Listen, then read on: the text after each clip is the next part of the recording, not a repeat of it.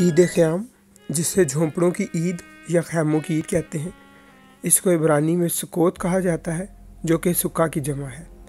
ईद ख़याम जो है वो 7 रोज़ा मुक़द्दस त्यौहार है, जिसका 8वां दिन ख़ास सबत कहलाता है। इस ईद से मुतल्लिक़ अख़बार 23 बाब की 33वीं आयत में कुछ यूँ मरकूम है। बनी इसराइल से कह के इसी 7वें महीने की 15वीं तारीख से लेकर 7 दिन तक खुदावंद के लिए ईद ख़याम होगी। पहले दिन मुक़द्दस मजमा हो, तुम उस दिन कोई खादमाना काम ना करना। तुम 7वें दिन बराबर खुदावंद के हजूर आतशीन कुर्बानी गुजारना। 8वें दिन तुम्हारा मुक़द्दस मजमा हो और फिर खुदावंद के हजूर आतशीन कुर्बानी गुजराना। वो ख़ास मजमा है, उसमें कोई खादमाना काम ना करना। ये खुदावंद की मुकर्रर ईदें हैं जिनमें तुम मुक़द्दस मजमों का ऐलान करना, ताकि खुदावंद के हजूर आतशीन कुर्बानी और सुखतनी कुर्बानी, खुदावंद की कुर्बानी और ज़बीहा और तपावन और हर एक अपने अपने मुअय्यन दिन में गुजारा जाए। मासवा इनके खुदावंद के सबतों को मानना और अपने हदियों और मन्नतों और रज़ा की कुर्बानियों को जो तुम खुदावंद के हुजूर लाते हो गुजराना। और 7वें महीने की 15वीं तारीख से जब तुम ज़मीन की पैदावार जमा कर चुको तो 7 दिन तक खुदावंद की ईद मानना। पहला दिन ख़ास आराम का हो और 8वें दिन भी ख़ास आराम ही का हो। सो तुम पहले दिन खुशनुमा दरख्तों के फल और खजूर की डालियाँ और घने दरख्तों की शाखें और नदियों की बेदें मजनू लेना, और तुम खुदावन अपने खुदा के आगे 7 दिन तक खुशी मनाना। और तुम हर साल खुदावन के लिए 7 रोज़ तक ये ईद माना करना। तुम्हारी नस्ल दर नस्ल सदा यही आइन रहेगा कि तुम 7वें महीने इस ईद को मानो। 7 रोज़ तक बराबर तुम साहिबानों में यानी झोंपड़ों में रहना। जितने इसराइल की नस्ल के हैं सब के सब साहिबानों में रहें, ताकि तुम्हारी नस्ल को मालूम हो कि जब मैं बनी इसराइल को मुल्क मिस्र से निकाल कर ला रहा था तो मैंने उनको साहिबानों में टिकाया था। मैं खुदावन तुम्हारा खुदा हूँ। सो मूसा ने बनी इसराइल को खुदावन की मुकर्रर ईदें बता दी। सो ये ईदें जो हैं, ये मुक़द्दस ईदें बनी इसराइल को उनका माजी याद दिलाने के साथ साथ दरअसल उनका मुस्तकबिल भी बयान करती थी। ये ईदें अपने अंदर मुस्तकबिल के राज समेटे हुए थी, जो कि हम मुकाशफा की किताब और अहद जदीद के बहुत से हिस्सों में पूरे होते देखते हैं। मिसाल के तौर पर इस ईद पर खैमों में रहने का हुक्म दिया गया था, जो कि बिलाशबा कदीम बियाबान के सफ़र की यादगार थी, जब खुदावन ने बनी इसराइल को मुल्क मिस्र से निकाला और वादा की सरजमीन की तरफ गामजन किया। तो वो 40 साल तक खैमों में रहते थे, और खुदावन का खैमा इज्तिमा भी, जिसमें कुर्बानियाँ गुजरानी जाती थी, बराबर बनी इसराइल के दरमियान रहता था। जब जब बनी इसराइल मुल्क कनान यानी वादा की सरजमीन की तरफ बढ़ते जाते हैं, वैसे ही वो अपने खैमे और खुदावंद के खैमा इज्तिमा को भी अपने साथ साथ रखते, और जब भी कहीं रुकते तो वहीं खैमे लगाकर सुकूनत करते थे। गरचे ये एक माजी का वाक़या था, मगर इसमें 1000 साल बादशाहत और फिर अब्दियत का राज पोशीदा था कि कैसे 1000 साल की बादशाहत और फिर हमेशा की ज़िंदगी में अल मसीह यशुआ ख़ुद हमारे दरमियान अपना खैमा लगाएंगे और ख़ुद हमारे दरमियान सुकूनत करेंगे, जैसे बनी इसराइल के दरमियान रहते थे। चूँकि मुकाशफा की किताब में ईद ख़याम की तकमील से मुतल्लिक़ कुछ यूँ मरकूम है। मुकाशफा 7:9 से ऑनवर्ड्स। इन बातों के बाद जो मैंने निगाह की तो क्या देखता हूँ कि हर एक कौम और कबीला और उम्मत और अहले ज़ुबान की एक ऐसी बड़ी भीड़ जिसे कोई शुमार नहीं कर सकता, सफ़ेद जामे पहने और खजूर की डालियाँ अपने हाथों में लिए हुए तख्त और बर्रा के आगे खड़ी है, और बड़ी आवाज़ से चिल्ला चिल्ला कर कहती है कि निजात हमारे खुदा की तरफ से है, जो तख्त पर बैठा है, और बर्रा की तरफ से। और सब फरिश्ते उस तख्त और बुज़ुर्गों और चारों जानदारों के गिरदा गिर्द खड़े हैं। फिर वो तख्त के आगे मुंह के बल गिर पड़े और खुदा को सजदा करके कहा, आमीन। हम्द और तमजीद और हिकमत और शुक्र और इज़्ज़त और कुदरत और ताकत अब्दुलबाद हमारे खुदा की हो, आमीन। और बुजुर्गों में से एक ने मुझसे कहा कि ये सफ़ेद जामे पहने हुए कौन है और कहाँ से आए हैं? मैंने उनसे कहा कि ऐ मेरे खुदावन, तू ही जानता है। उसने मुझसे कहा, ये वही हैं जो उस बड़ी मुसीबत में से निकल कर आए हैं। उन्होंने अपने जामे बर्रा के खून से धोकर सफ़ेद किए हैं। इसी सबब से ये खुदा के तख्त के सामने हैं और उसके मकदस में रात दिन उसकी इबादत करते हैं। और जो तख्त पर बैठा है वो अपना खैमा उनके ऊपर तानेगा। उसके बाद ना कभी उनको भूख लगेगी, ना प्यास, और ना कभी उनको धूप सताएगी, ना गर्मी, क्योंकि जो बर्रा तख्त के बीच में है वो उनकी गला बानी करेगा और उन्हें आब ख़यात के चश्मों के पास ले जाएगा, और खुदा उनकी आंखों के सब आंसू पहुँच देगा। इन आयात को अखबार 23 बाब में दर्ज ईद ख़याम के अहकामात से मिलाकर देखें तो ईद ख़याम की ईद का मंजर और ज़्यादा वाज़ह हो जाएगा। अखबार 23:40 में गौर कीजिए क्या लिखा है। सो पहले दिन खुशनुमा दरख्तों के फल और खजूर की डालियाँ और घने दरख्तों की शाखें और नदियों की बेदे मजनू लेना और तुम खुदावंद अपने खुदा के आगे 7 दिन तक खुशी मनाना। और यही एग्जैक्ट मंजर जो है वो हमें मुकाशवा 7 में दिखाई दे रहा है, जहाँ बर्रे के लहू से धोकर सफ़ेद किए हुए कपड़े पहने एक बड़ी भीड़ खजूरों की डालियाँ हाथ में लिए हुए ईद क़याम मनाती नज़र आती है।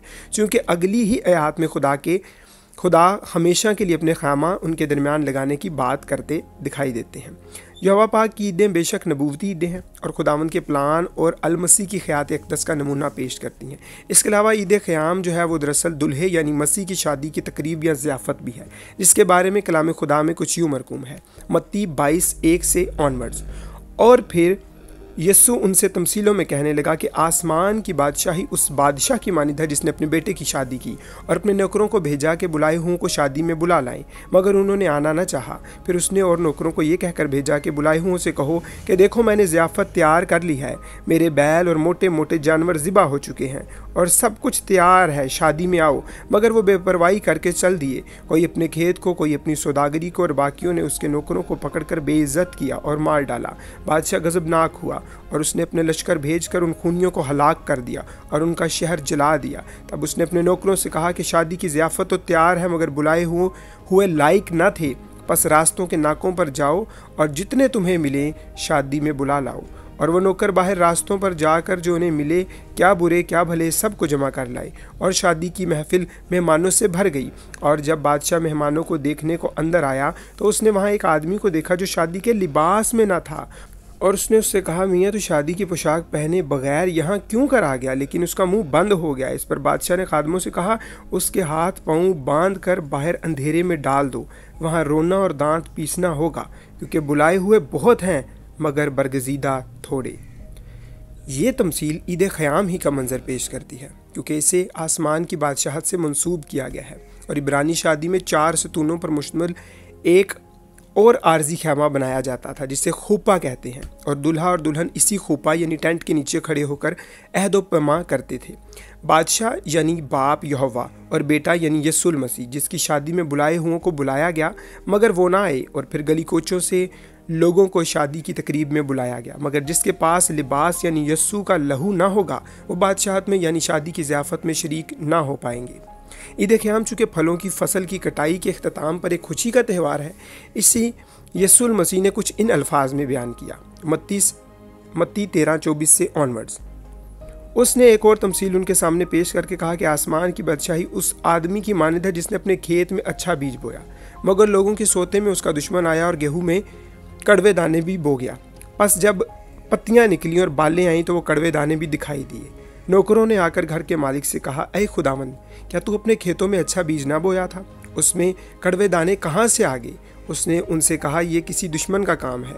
नौकरों ने उससे कहा, क्या तू चाहता है कि हम जाकर उसको जमा करें? उसने कहा, नहीं, ऐसा ना हो कि कड़वे दाने जमा करने में तुम उनके साथ गेहूं भी उखाड़ लो। कटाई तक दोनों को इकट्ठा बढ़ने दो, और कटाई के वक्त मैं काटने वालों से कह दूंगा कि पहले कड़वे दाने जमा कर लो और जलाने के लिए उनके गट्ठे बना लो और गेहूं मेरे खत्ते में जमा कर दो। उस वक्त वो भीड़ को छोड़कर, अब ये मत्ती 13:36 से आगे है, उस वक्त वो भीड़ को छोड़कर घर में गया और उसके शागिर्दों ने उसके पास आकर कहा कि खेत के कड़वे दानों की तमसील हमें समझा दे। उसने जवाब में कहा कि अच्छे बीज का बोने वाला इब्ने आदम है और खेत दुनिया है, और अच्छा बीज बादशाही के फर्जंद और कड़वे दाने उस शरीर के फर्जंद हैं। जिस दुश्मन ने उनको बोया वो इब्लीस, और कटाई दुनिया का आखिर है और काटने वाले फरिश्ते हैं। बस जैसे कड़वे दाने जमा किए जाते और आग में डाले जाते हैं, वैसे ही दुनिया के आखिर में होगा। इब्ने आदम अपने फरिश्तों को भेजेगा और वो सब ठोकर खिलाने वाली चीज़ों और बदकारों को उसकी बादशाही में से जमा करेंगे और उसको आग की भट्टी में डाल देंगे। वहाँ रोना और दांत पीसना होगा। उस वक़्त रास्तबाज अपने बाप की बादशाही में आफ्ताब की मानिद चमकेंगे। जिसके कान हो वो सुन ले। इन तमाम बातों के अलावा 1000 साल बादशाहत में ईद क़याम को मनाने के लिए तमाम कौमें यरूशलेम में जमा हुआ करेंगी, और जो मसीही आज भी खुदावंद की इल्हामी ईदों को मनाने से इनकार करते हैं वो इन आयात को पढ़ें और खुदावंद की तरफ रुजू करें।